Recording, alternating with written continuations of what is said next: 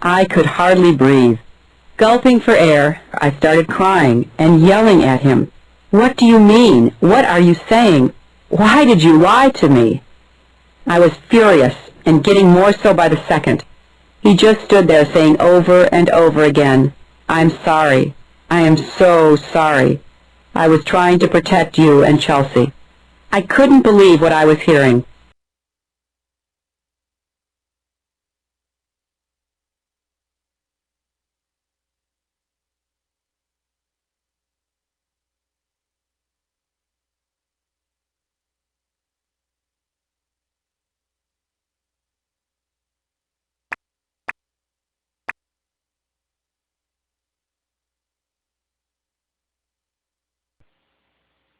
Then he tries to kiss me again. And the second time he tries to kiss me, he starts biting on my lip. Just a minute. He starts to bite on my top lip, and I try to pull away from him. And then he forces me down on the bed. And this was very frightened. And I tried to get away from him, and I told him no. And I didn't want to stop. He didn't listen to me. Did you resist? Did you tell him to stop? Yes, I told him, please don't.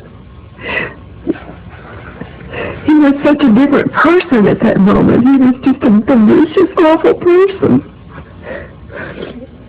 You said there was a point at which you stopped resisting. Yeah. Why? It was a real panicky situation. And I was even to the point where I was getting very noisy, yelling, and told him to please stop. But that's when he would press down on my right shoulder, and he would bite on my lip. Broaddrick also says the waist of her skirt and her pantyhose were torn.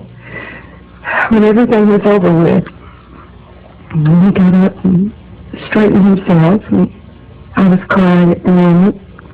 And he walks to the door and calmly puts on his sunglasses. And before he goes out the door, he says, "You better get some ice on that." And he turns one out the door. On your lip? Yeah. She estimates Clinton was in her room less than 30 minutes. Is there any way at all that Bill Clinton could have thought this was consensual? No, not with what I told him and with how I tried to push him away. It was not consensual. You're saying that Bill Clinton sexually assaulted you, that he raped you? Yes. And there's no doubt in your mind that that's what happened? No doubt whatsoever.